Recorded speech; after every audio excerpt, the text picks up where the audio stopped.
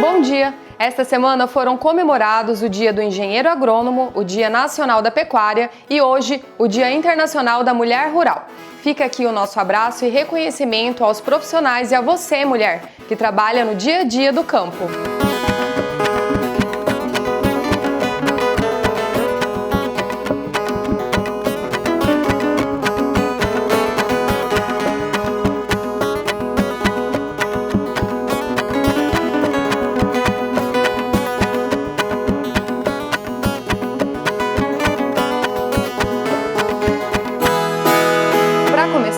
Você vai ficar informado com os fatos que aconteceram esta semana no mundo do agro. É o Giro Rural. De acordo com dados do Instituto Mato Grossense de Economia Agropecuária, Mato Grosso irá semear na atual safra de soja cerca de 11 milhões e 800 mil hectares. Apenas o Médio Norte será responsável pela área de 3,5 milhões de hectares. E o Médio Araguaia deve plantar 1 milhão e 360 mil hectares. E foi aprovado pela Comissão de Agricultura e Reforma Agrária o projeto de lei que prevê isenção dos impostos sobre produtos industrializados na aquisição de máquinas e equipamentos destinados exclusivamente ao uso da agropecuária nacional. O projeto segue agora para votação na Comissão de Assuntos Econômicos. Mais de 600 litros de agrotóxicos contrabandeados do Paraguai foram apreendidos durante a Operação Horus Guardiões da Fronteira, em Tangará da Serra. A apreensão aconteceu na última semana, pelo Batalhão de Operações Especiais da Polícia Militar. O Ministério da Agricultura, Pecuária e Abastecimento divulgou nesta semana os produtos agrícolas que terão bônus de desconto do Programa de Garantia de Preços para a Agricultura Familiar. Dentre eles estão abacaxi, banana, feijão calpi e laranja. A relação completa dos alimentos pode ser vista no site do MAPA. Vamos agora para um breve intervalo comercial. Voltamos já.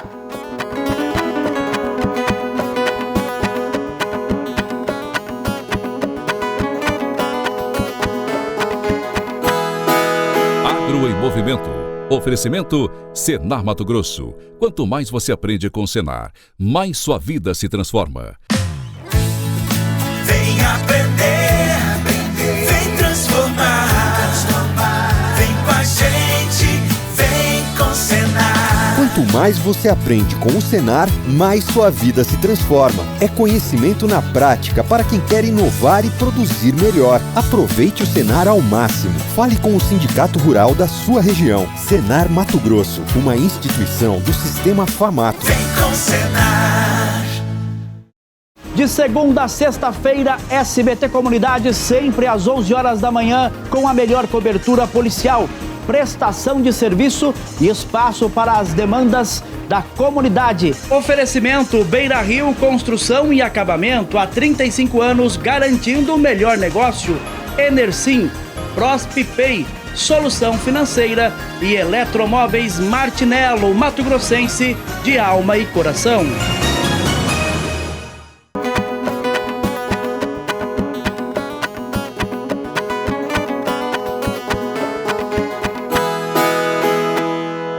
O programa Agro em Movimento foi a Rifânia, São Paulo, para conhecer uma indústria de piscicultura e o processo industrial da produção do pescado. Com uma produção de mais de 845 mil toneladas de peixes de cultivo, como tilápias e peixes nativos, em 2021 o Brasil se manteve na média de crescimento de 5,6%, o que ocorre desde 2014. Os dados são da Associação Brasileira de Piscicultura, a Peixe-BR, que aponta ainda que a piscicultura envolve mais de 1 milhão de produtores, gera cerca de 1 milhão de empregos diretos e outros 2 milhões indiretos, e em 2021 movimentou 8 bilhões de reais. As perspectivas de crescimento no consumo de peixe, que é uma realidade não só no Brasil como no mundo. É uma proteína que tem uma defasagem em relação a outras proteínas do ponto de vista tecnológico, do ponto de vista de desenvolvimento. E esperamos poder continuar crescendo e oferecendo principalmente um produto de altíssima qualidade e com a preservação do ambiente, como vocês viram. A gente tem uma água aqui maravilhosa, uma preocupação imensa nossa em manter essa água pura, com as melhores condições possíveis, porque só aí você vai conseguir produzir um peixe de alta qualidade. Uma das empresas que tem se consolidado neste mercado é a Feeder, situada em Rifânia, São Paulo.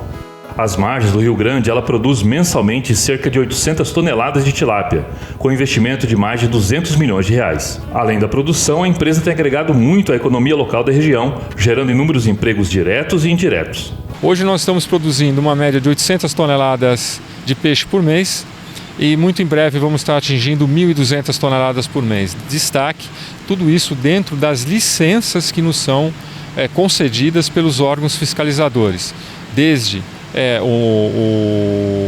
a outorga que nos foi dada e também os órgãos de certificação, como o CETESB e todos os outros. O setor ainda traz muitos benefícios, como o reaproveitamento de resíduos e o reuso da água tratada. A gente tem, eu sempre digo, né, um carimbo muito forte do BAP, que é uma certificação internacional que olha com profundidade para segurança alimentar, bem-estar animal e questão social com muito afinco, né? Social e ambiental, né? São os 4 pilares. Tem um protocolo extremamente rigoroso com isso. Hoje, a produção de tilápias representa 63,5% da produção nacional. Apenas em 2021, a piscicultura brasileira produziu aproximadamente 534 mil toneladas de tilápia, com crescimento de 9,8% sobre o ano anterior. Estes números são reflexos do trabalho desenvolvido com a espécie, apesar de algumas dificuldades que envolvem a produção. Atualmente, o mercado está passando por uma situação difícil. A gente teve uma explosão nos custos de produção. Se você pegar energia, água, o preço da ração, 70% do nosso custo é a ração. Por conta da situação mundial, a gente está passando por uma pressão de custos muito grande. E o poder aquisitivo do consumidor está bastante limitado, a gente está sentindo isso no nosso próprio bolso. Então eu diria que o momento é difícil, mas nós somos otimistas, gostamos de trabalhar, gostamos de desafios e vamos continuar aqui no negócio porque vai virar, vai voltar a ficar bom. Um estudo realizado em Lucas do Rio Verde levantou informações importantes sobre a alta infestação da cigarrinha do milho no município. O estudo é de grande importância para o Estado, que tem dobrado sua participação na cultura nos últimos 10 anos. O monitoramento das áreas de produção de milho, segundo a Safra, apontam que apesar da alta infestação da cigarrinha de milho, o resultado para a presença do enfesamento nas folhas foi considerado baixo. Isso porque a pesquisa não identificou insetos com vírus e bactérias que causam a doença do milho. Porém, a alta população da cigarrinha é preocupante e será monitorada pelos pesquisadores da Fundação. A responsável técnica pelo setor de entomologia da Fundação Rio Verde, a engenheira agrônoma Samila Emily de Oliveira Gouveia, explica que o estudo realizado em parceria com a ProSoja Mato Grosso e sindicatos rurais teve o objetivo de obter dados sobre a população das cigarrinhas nas lavouras de milho do município de Lucas do Rio Verde, visando entender a dinâmica populacional da praga na região e assim poder traçar as melhores estratégias para amenizar os prejuízos causados pela praga. Diante do aumento populacional que a gente teve de cigarrinhas na região, pela preocupação do Sindicato dos Produtores daqui de Lucas, junto à ProSoja, nós fomos convidados a desenvolver uma pesquisa de monitoramento aqui na região. Então, a partir ali do início do plantio do milho, segundo a Safra, nós realizamos então um monitoramento de cerca de 12 áreas aqui na região de Lucas do Rio Verde. E como é que foi feito esse estudo? Como nós temos uma dinâmica muito grande de plantios aqui dentro do município, então a gente preconizou trabalhar com diferentes situações. Pensando nisso, nós distribuímos o monitoramento em 12 áreas, sendo 2 propriedades rurais próximas à região da Groslândia, 2 próximas à região do Campinho Verde, aqui do município de Lucas, e 2 próximas ao setor 11, que seria mais para o rumo de Nova Mutum. E aí, dentro de cada propriedade, então, nós monitoramos cerca de 4 talhões, sendo 2 talhões por propriedade. Nós realizamos avaliações semanais nessas propriedades, sempre no mesmo dia de coleta. Nós pudemos mensurar o número de cigarrinhas presentes por área, feito a média dessas 10 armadilhas, ao longo das semanas até a finalização e colheita das lavouras. Nós realizamos cerca de 4 meses, então foi desde o mês de fevereiro até o final do mês de junho, quando a cultura já estava pronta para colheita. Esses insetos coletados mostrou presença do vírus ou da bactéria que causa a doença no milho? Das 12 áreas monitoradas, os 3 momentos que foram coletados, nenhuma se foi identificada com o vírus ou com as bactérias do complexo de enfesamento. Só que a partir disso, como nós identificamos algumas plantas com alguns sintomas, nós realizamos aí próximo da fase de enchimento de grãos a coleta de folhas e enviamos também ao laboratório para quantificar e verificar se realmente existia ou não a presença das doenças. E nos colocou um ponto de alerta foi a população, que desde o início se manteve alta, né, na nossa concepção, e mesmo apresentando uma baixa taxa de infecção, né, das cigarrinhas, é um ponto de alerta, porque se nós identificarmos áreas com uma maior sensibilidade de híbridos que possam servir de fonte de inóculo, a gente com certeza pode ter problemas futuros. Esses problemas futuros significa perda na lavoura, né? Com certeza. E vocês pretendem continuar? Como é que é o monitoramento dessas áreas? Como é que vai se dar agora para o futuro?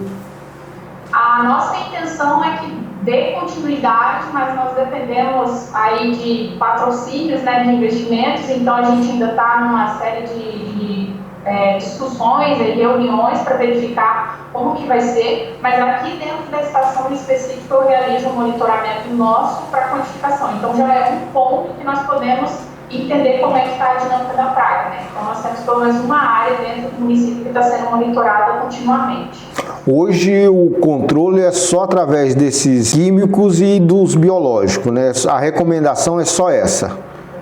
Na verdade, de recomendação nós temos a utilização de híbridos tolerantes, né? Que alguns híbridos eles têm uma maior sensibilidade às doenças, então você ter um híbrido mais sensível, você serve de fonte de inóculo. Então, se você tem um milho tolerante, a chance da cigarrinha adquirir o vírus ou as bactérias nas plantas e disseminar é menor. Então, o híbrido tolerante é importante, fazer o manejo de inseticidas químicos e biológicos também é importante. Também tem que se ter cuidado até com caminhões que você colhe e deixa a sementinha na beira da estrada, aquilo ali serve de ponte verde também, nessa questão da entre-safra ali. O milho tiguera nem se fala, né?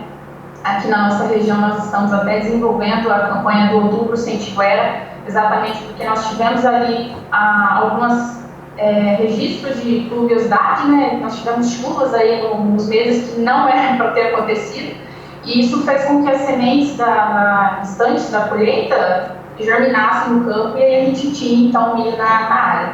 Então são várias estratégias, Cláudio, que a gente precisa adotar para poder ter um controle razoável, né? Um controle em níveis aceitáveis dela no campo. Bom, a pesquisa foi feita só no município de Lucas, né? Mas e a situação dos outros municípios? Sorriso, Mutum, Sinop, esses outros municípios aí mais afastados também da BR?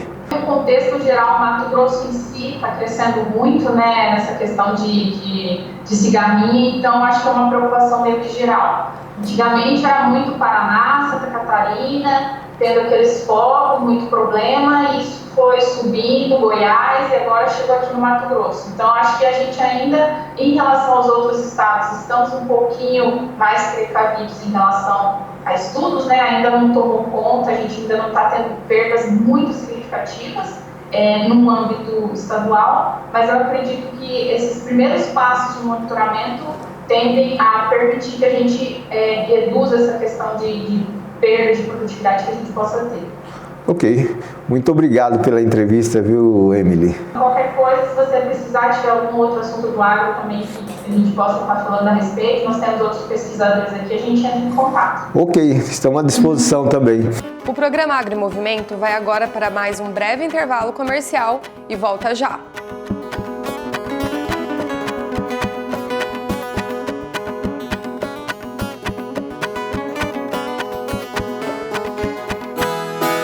Agro em Movimento. Oferecimento Senar Mato Grosso. Quanto mais você aprende com o Senar, mais sua vida se transforma. Olá, eu sou o Dr. Brian, diretor clínico da OraUni, uma clínica odontológica completa especializada em implantes que acaba de chegar em Cuiabá. Aqui, os implantes são realizados por profissionais especializados e planejamento exclusivo para você. Venha conhecer a Oral Unique e aproveite essa chance única de transformar o seu sorriso. Ligue agora e agende a sua avaliação. Oral Unique, cada sorriso é único. Vem aprender, vem transformar. Vem com a gente, vem com o Senar. Quanto mais você aprende com o Senar, mais sua vida se transforma. É conhecimento na prática para quem quer inovar e produzir melhor. Aproveite o Senar ao máximo. Fale com o Sindicato Rural da sua região. Senar Mato Grosso, uma instituição do Sistema Famato. Vem com o Senar.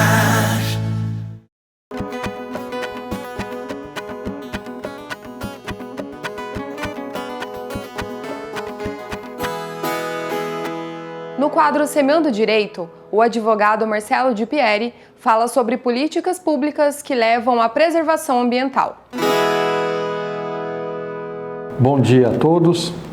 Esse é o quadro Semeando o Direito, um espaço importante para o debate, para a discussão de ideias e de fatos que impliquem na realização da atividade econômica ligada principalmente ao agronegócio, que é a força motriz da economia do nosso estado e uma das forças mais importantes do desenvolvimento econômico também do nosso país.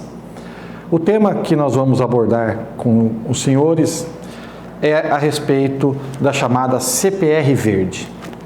Há uma questão importante que deve ser discutida e implementada no nosso país, que diz respeito à efetivação de políticas públicas que levem à preservação ambiental, todas elas tendo em vista a preocupação das alterações climáticas que estão sendo presenciadas em todo o planeta.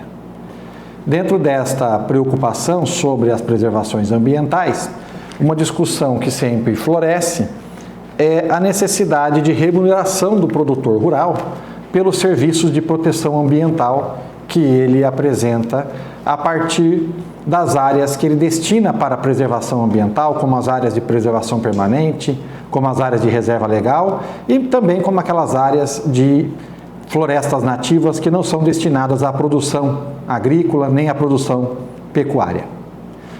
De um modo geral, esta discussão sobre a remuneração do produtor rural em relação a estas áreas sempre envolveu aspectos críticos, principalmente pela forma de se alcançar esta remuneração. Com a Lei do Agro, a Lei 13.986 de 2020, houve um alento e a implantação da possibilidade da adoção da chamada CPR Verde. Sem dúvida nenhuma, esse instrumento é um dos motivadores e dos fomentadores da potencialidade de remuneração do produtor rural pela destinação de áreas à preservação ambiental. A Lei 13.986 alterou a lei da CPR. A CPR é a Cédula de Produto Rural, um instrumento de fomento financeiro e de segurança jurídica na atividade rural, por meio da qual o produtor alcança o financiamento da sua atividade, dando em garantia ao agente financiador produtos que ele venha a produzir.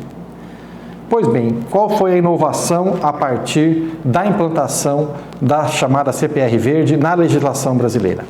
Foi a possibilidade de que o produto dado em garantia pelo produtor rural para que receba o financiamento, para que receba a remuneração financeira, pode ser, na atualidade, não apenas o soja, o milho, o arroz, o feijão, pode ser também os serviços de preservação ambiental. Esta alteração na Lei 8929 de 94, a chamada Lei da CPR, foi regulamentada por meio do Decreto Presidencial 10.828 de 2021.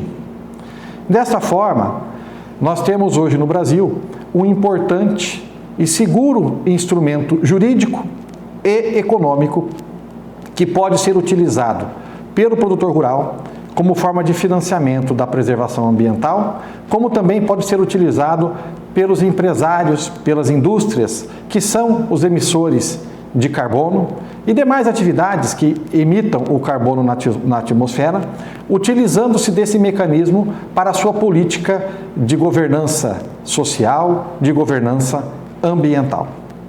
Em tempos da importância do chamado ASG, que envolve a questão da governança ambiental e social, sem dúvida alguma, a implementação e a utilização da CPR Verde pelo produtor rural, em conjunto com as agências fomentadoras da preservação ambiental, em conjunto com as indústrias, com as empresas que busquem compensação na emissão de gases na atmosfera, certamente é um importante instrumento para a preservação do meio ambiente, como também para a mitigação das mudanças climáticas.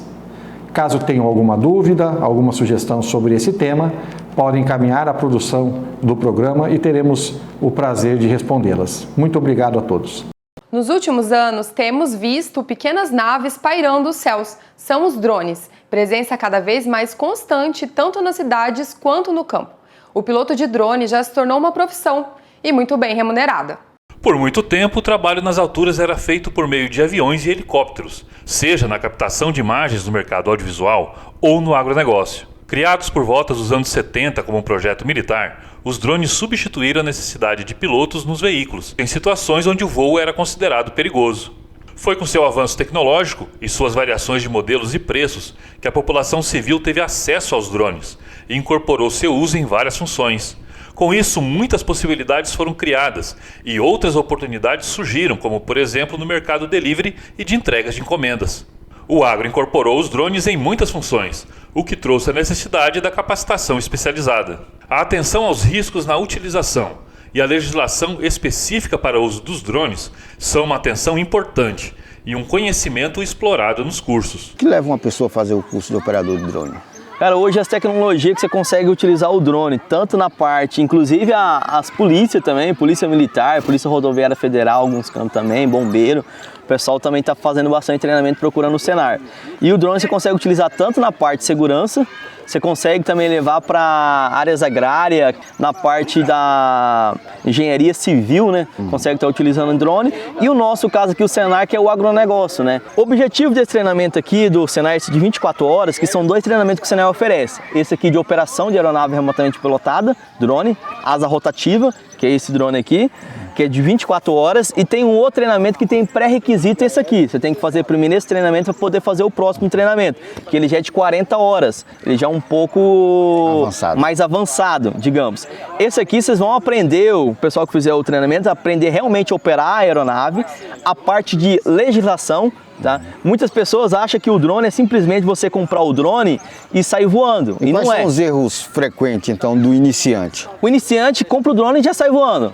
Muitas das vezes o drone da pessoa não é nem homologado pela Anatel. O próximo passo, o cinzante, que é um órgão da própria ANAC, você vai fazer o cadastramento da tua aeronave. Aqui todo mundo já fez o cadastramento da aeronave. Cadastrar a aeronave para saber realmente como é que faz, que o lema do Senar é aprender fazendo, ou seja, eu não posso só dizer como é que faz, a gente tem que executar isso aí na prática. Após ter feito o cadastro no Cisante, tu vai entrar e vai fazer o cadastro no SARPAS, DSEA SARPAS. E no SARPAS é onde você faz a solicitação de voo, que no treinamento também aprende a respeito disso aí. Estando aprovado, você pode estar voando. Tá, então isso aí o pessoal aprende toda essa parte da documentação. Essa parte de legislação, legalismo, aí aprende tudo aqui no curso. Aprende. Isso aí, se porventura você for abordado por um policial, se eu não tiver com toda a documentação, ela pode ter o drone apreendido. Que as pessoas hoje estão utilizando, apesar da tecnologia ser muito boa, tem muitas pessoas utilizando o drone para coisas erradas.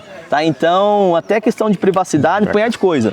Tá? Então, é bem interessante a pessoa estar fazendo esse treinamento. Eu fiz o curso para abranger o meu currículo de perito avaliador de imóveis, né?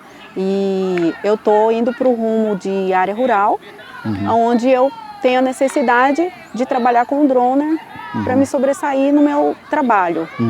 Você conhecia alguma coisa desse universo de drone? Não tinha conhecimento, não sabia nada, não sabia operar. e nunca tinha visto um droner de perto. E aí, você está gostando do curso? Estou gostando sim, está muito bom o curso, já estou operando o droner, hoje é o 3º dia. Você é a única mulher, né? É um universo praticamente masculino, né? Também, né? Exatamente, coisa. Inclusive eu fiquei surpresa, né? Dentro de uma equipe de 15 pessoas, eu sou a única mulher. Mas daqui a um tempo vai ter mais mulheres operando drone, né? Isso, eu espero que tenham mais mulheres, né? Para estar crescendo também. Você já operou alguma vez? Eu adquiri um drone de entrada para ter uma noção mais ou menos como que pilota, né? Até para pegar uma experiência mais básica para estar podendo fazer um curso mais especializante. Mas e aí, o que você encontrou aqui nesse curso do Senar? Então, tem bastante coisa aí que eu não sabia, por exemplo, homologação do equipamento, leis a respeito desse tipo de modalidade, lugares onde eu posso estar operando esse tipo de equipamento, de que forma eu posso estar operando, quais são os métodos de segurança que a gente pode estar o procedimento de segurança que a gente tem que realizar para estar operando esse tipo de equipamento. Então o curso te ajudou bastante? Ixi, muito. E aí agora, o que você vislumbra aí agora como operador? Agora a expectativa está a 1000, né? Entrar nesse mercado de trabalho o mais rápido possível e tá aí contribuindo aí para a nossa agricultura, para o Brasilzão aí e vamos para cima. Dá um exemplo assim, da utilização na agricultura tecnificada em grande escala e a agricultura familiar. No agronegócio, daí, mapeamento, tá? Consegue estar fazendo curva de nível, um NDVI, um índice vegetativo. Pra você ter ideia, tem câmera, consegue medir até a fotossíntese que a planta faz, tá? Ver qual lugar tem mais nutriente, no caso da lavoura, qual que não tem. Ou então contagem também de gado. Você tira uma foto, verifica, o gado sumiu, eu quero procurar, não precisa mais você colocar o arreio ali no cavalo e tudo para você ir lá atrás do gado. Você consegue drone de aplicação também de veneno defensivo agrícola, está sendo muito utilizado hoje no agronegócio, então uma tecnologia do futuro. Áreas que o avião, por exemplo, não consegue entrar e com o uniporte, o autopropelido de maneira geral não consegue adentrar, o drone vai lá e faz a aplicação, falando drone de aplicação de defensivo agrícola. Tá? Então é muito utilizado. E o vento dele aqui que ele faz, a hélice, já melhora na hora da aplicação. Aí nós estamos falando de drones já categoria profissional. Exatamente, drones maiores e tudo, que vai colocar ali o veneno. E para chegar o operador, para chegar ao caso de operar uma nave dessa, ele tem que começar aqui no pequeno. O interessante é ele já saber, ter noção da legislação, saber como é que funciona um plano de voo, para depois ele operar os demais. Tem um outro curso que é registrado pelo MAPA também, que é o CAR, que quem trabalha com drone específico de purização precisa ter também. Mas esse aqui, a pessoa fazendo esse aqui, ele já vai chegar no outro treinamento já com bastante conhecimento. Não vai chegar lá sem saber nada, né? Já vai ter uma bagagem boa. O mercado para o operador de drone é um mercado exponencial, então, né? Nós só estamos vivendo o início dessa era, né? Na verdade já tem um tempo, né? Mas agora que está ficando mais visível no mercado e está faltando profissionais. Os meninos aqui, os próprios da turma aqui,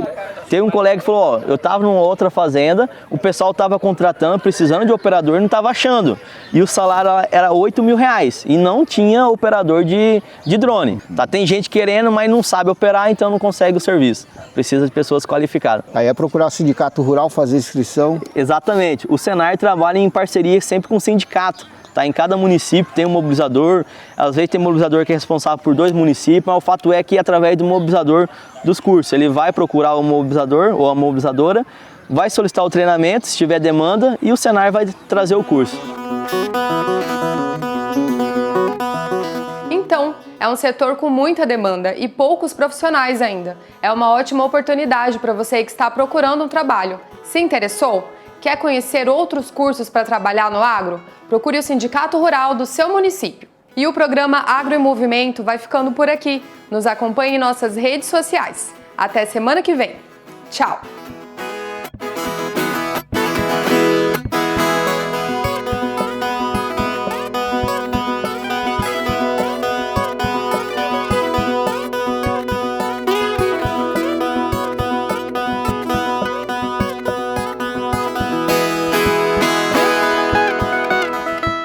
Agro em Movimento. Oferecimento Senar Mato Grosso. Quanto mais você aprende com o Senar, mais sua vida se transforma.